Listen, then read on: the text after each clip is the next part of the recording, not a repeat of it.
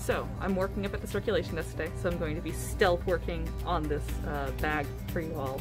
So I'll show you bits and pieces, but not a full thing, because that would take like, I'm gonna guess an hour. I'll let you know at the end of the video how long it actually took. Alright, so I probably can't show you it stitch by stitch because I only have two hands and one hand has to hold the phone. So this is the part of the fabric that I want on the outside. So when it says fabric right side up, that means whatever you want on the outside is what we currently have here. And then the zipper gets put face down. So the part of the zipper that would open is against this part here.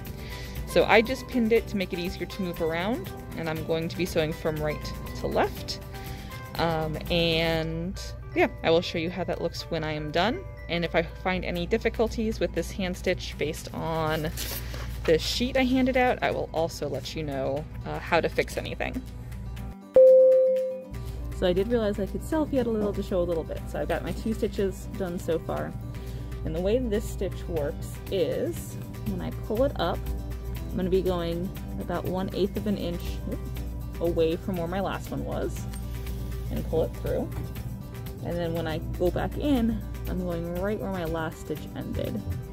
So it looks like you kind of got a solid line going on here.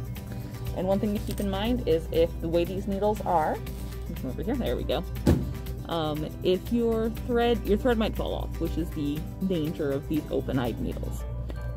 However, if your thread does fall off, you can just re-thread it really easily, even if you're doing a double, which is what I am doing. If you do a double, you will have a knot. You can kind of see my knot there, not really well, but I do double my thread over, like this, so that each stitch has 2 pieces of thread holding it down.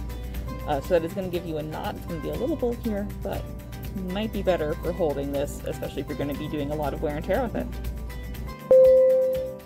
Alright, so a common problem I'm hitting, and hopefully you'll be able to see this, is sometimes when you pull this through, because it's the open eye, it's catching the fabric behind.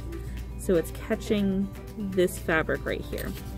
So what we're going to do to fix that, if that's something that you've come across, let's see if we can get this to sit here, is you're going to carefully shimmy the needle off of the thread. I'm going to put my needle aside, and then I'm going to attempt to pick up the thread where it got left. So you can kind of see how I've got this here. I'm going to pull it here, and then I'm going to put the needle back on. Alright, so we have the first part done. You can see my stitches aren't that neat, but that's okay, because what happens is when you turn this over, you're not going to see those stitches as much. So that's a good thing. I can already tell you that one thing I would have done is move this over a little, so kind of move this to the side, because as you can see, when I unzip, the end of my zipper on this side goes right up to the edge here, and it probably would have been a little bit better, maybe like a 1/2 inch to the side, whereas over here we have a lot of extra fabric after where this closes here, so I would have centered this a bit better. Alright, and then the tricky part that I'm probably not going to be able to really show, but you want to make sure that the same part of this that got sewn like that, we're going to take this, and you want this same side sewn on to here.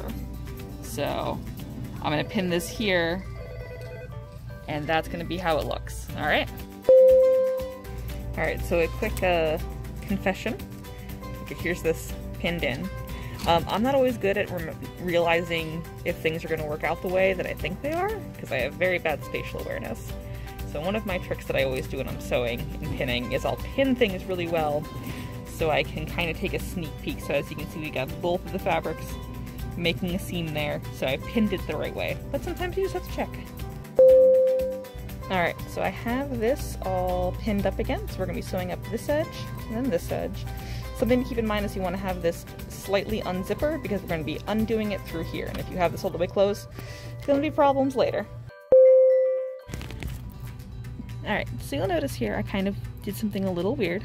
We started up higher here, and then I came down lower over here. And that's because I realized that if I had kept going across, we would have had a gap over here, because the sewing would have come across here and kept going. So when this was closed, we would not have had this all the way closed. So I put in a couple extra stitches here. Often you'll go actually over, like on this side, the zippers, but I was able to do it here.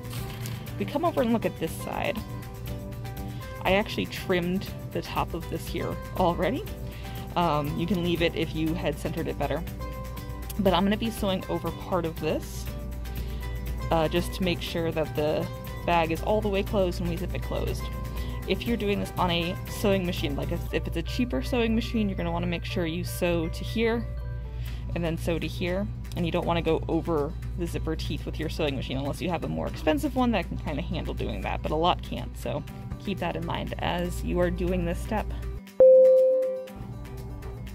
Alright, so this one's going to be a little awkward, especially because I didn't leave a lot of seam allowance. So seam allowance is the amount of fabric that is left on the other side of your stitch. So my stitch is running here, which means this is my seam allowance, and it's very small. You want a little bit bigger.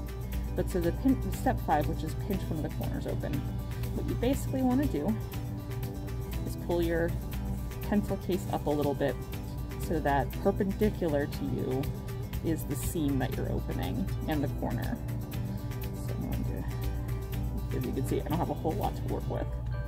But I'm going to pinch that open and then pinch it like this. So we're sewing this flat. And it says to do it about 1 inch from the corner. So I'm going to go ahead and put a pin in here to keep this open. And then I'm just going to sew right here. I'm going to do that on all 4 sides. Alright, moment of truth. So here are all the sides all stitched up like that. So we're going to take it, a little awkward one-handed, but you're going to flip it inside out and carefully kind of push everything this way. So I put 2 of my pattern fabrics together, so I have a pattern on the inside and a pattern on the outside. When you're doing this, you've got enough material for 2 bags, so you can decide if you want to like do 2 decorated ones with your markers or have white insides for both of them. But yeah, so I'm going to go ahead and do that, and this is going to come very close while I zip it. And there we go. 1 pencil pouch. So this took me about maybe 2 hours or so on and off up here at the circulation desk. So something you can probably get done in about an hour or 2. I'm a little faster because I'm used to hand sewing. And yeah, hopefully this is a fun craft, and knowing how to sew is very handy. You can sew up little holes in shirts or hem pants or all sorts of things, so I hope you enjoy.